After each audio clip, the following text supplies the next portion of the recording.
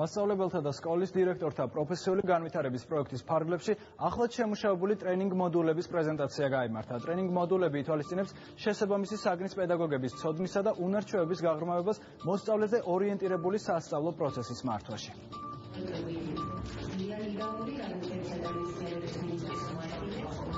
პროექტი, რომელიც განკუთვნილია მე-7 და მე-9 კლასის გეოგრაფიის, საბუნებისმეტყველო საგნების და ინგლისური ენის მასწავლებლებისათვის არის ძალიან მნიშვნელოვანი.